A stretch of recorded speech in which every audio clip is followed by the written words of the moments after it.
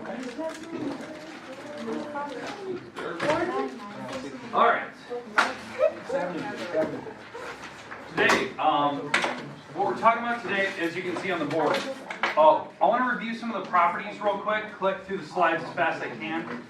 Some people, I think Thursday was kind of a wake-up call. Some people never wrote down the properties, and it really showed when we were doing that group project where you guys had to share how to attempt to solve a problem, figure out missing variables. So today, I'm going to go through the properties. I'm going to go through one or two, if we need to, or maybe more, examples of what you're going to be expected to do today. And then I'm going to turn you loose and you can work on some homework today in your little groups. And you can work with any group you want, so you can move around and stuff.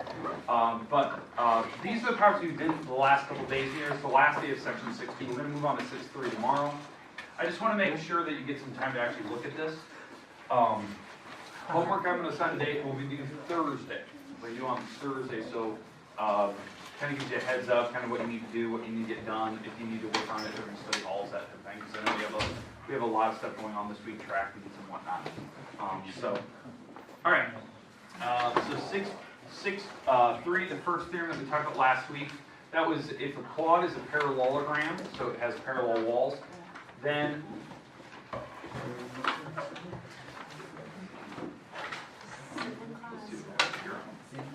here for my MacBook, I guess.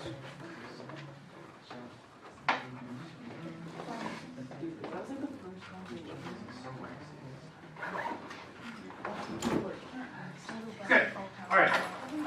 So 6.3 says if a quad is a parallelogram, then its opposite walls are equal to each other. So on a picture, when you have a quad, when you have a quad, you can transfer the opposite walls across. So if, this wall here is a 10, you can transfer the 10 across. If the top wall is, let's say a 6, you can transfer that down. It's just opposite walls are equal. All right, any questions with 6.3? I'll show you kind of how to use that today. That'll be one of our examples today. But I want to make sure that you know.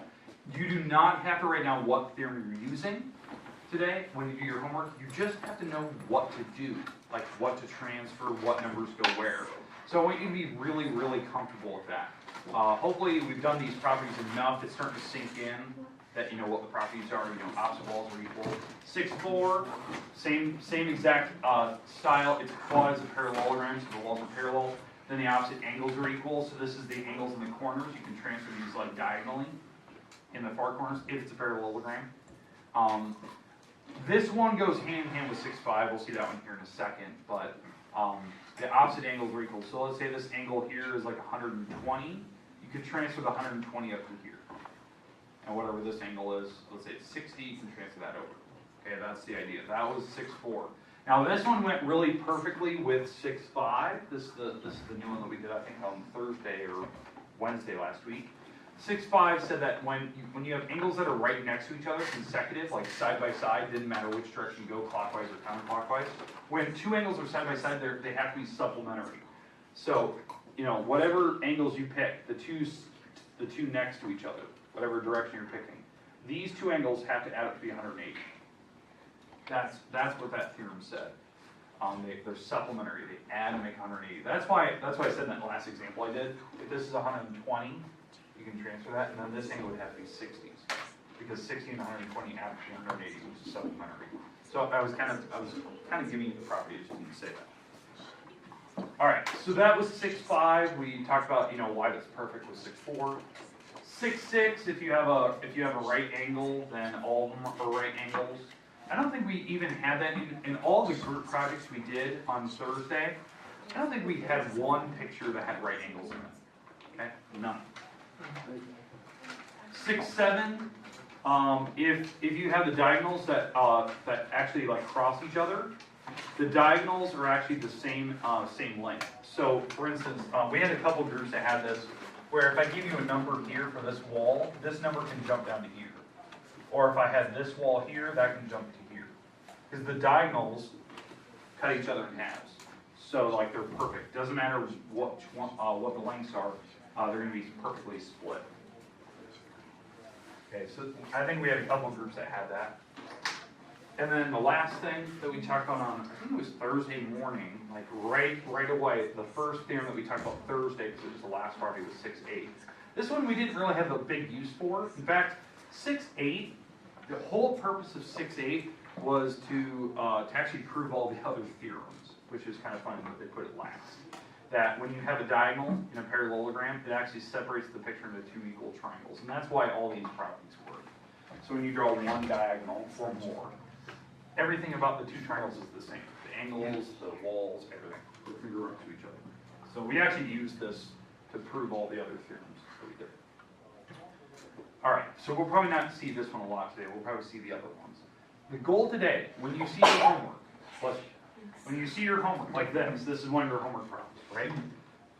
It's to find the missing value for like t or x or s or r. It's whatever they're asking for, you have to find the missing values. So you have to know how to use your properties. It's meant to be simple, don't overthink it. It's just, they're gonna give you a picture like this, and they're gonna say, hey, find all the missing values.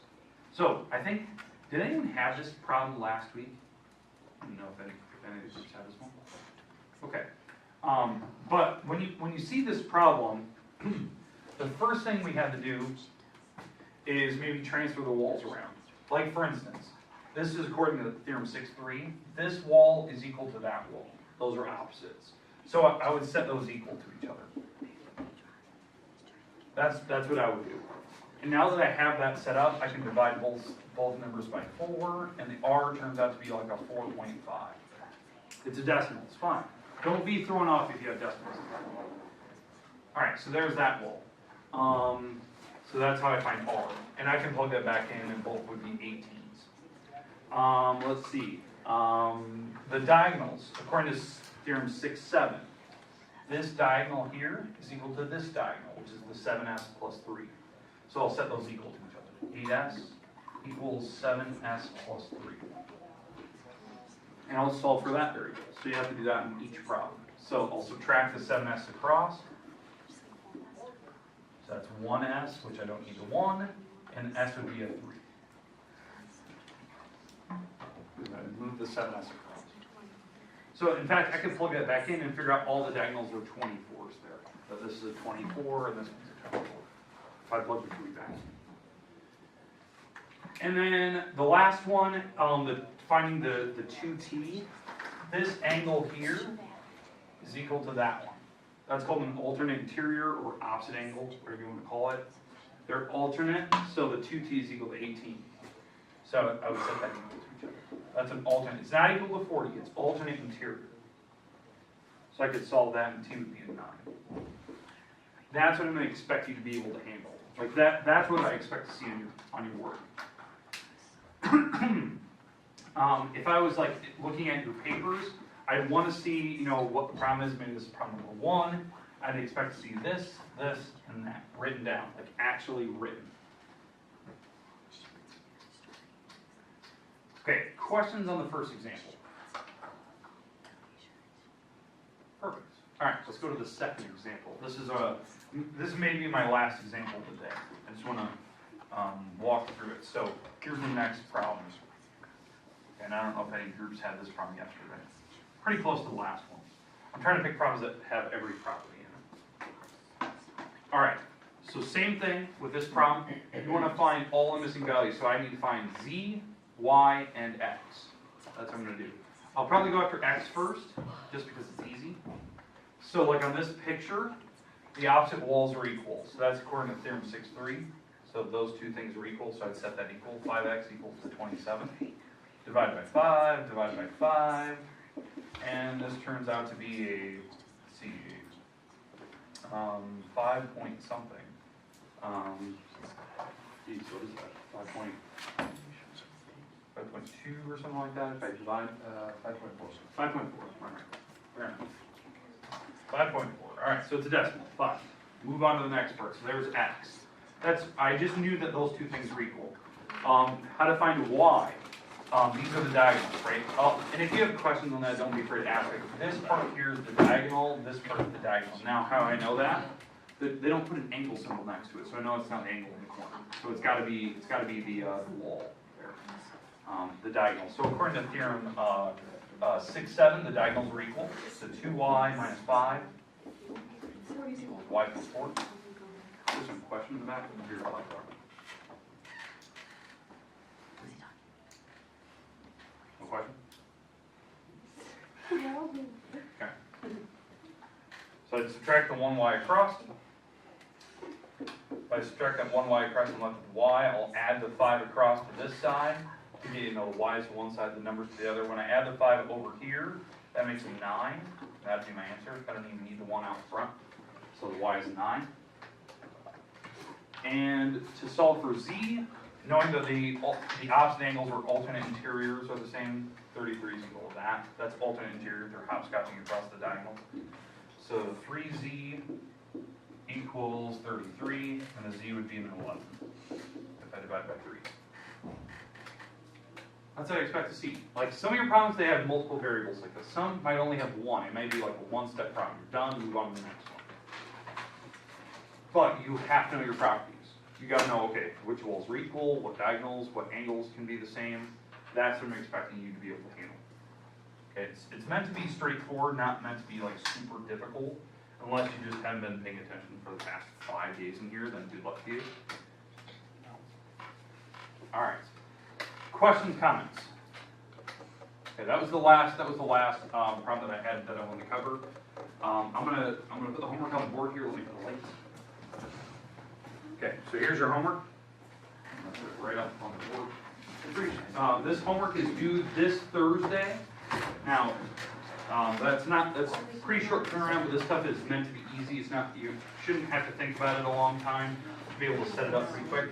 So here it is. It's page 407, 2 through 5, 9 through 12, 15 through 20, and 31 through 36. Kind of jumps around, picks some different problems. It's the same style. They give you a picture, they ask you to find variables. Or in one case, I think it's like 9 through 12, they just give you one picture, and each of these 4 questions, 9, 10, 11, and 12, they're from the same picture. So they say, okay, hey, find this angle. Hey, find this wall. And that's what 9 through 12 is. I think that's the same with one of these other ones, like maybe 32 through 36. They just give you one picture and ask a bunch of series of questions about it. So, it's stuff you'd probably do anyway when you're given one of those problems, so I just kind of combine it into one. All right, well, there's your homework. Due Thursday, you can move around, you can work on wherever you need to. If you borrowed a calculator from me, I want them back. You're not allowed to use calculators today, because I didn't get my 2 back. So you can put all your calculators away. You need to have your own here somewhere. I can't. So, we can't use calculators today. You have to do everything by hand. So, good luck to you. Until I get my 2 back, we don't use calculators anymore. You guys know the rule. Yep. Okay, so all electronics should be put away.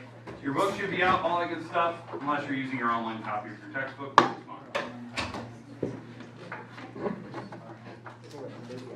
Now this does mean that I do need to see work on paper, so I need to see what you're doing to actually figure out your answers. So you should be showing me work like I'm doing up there.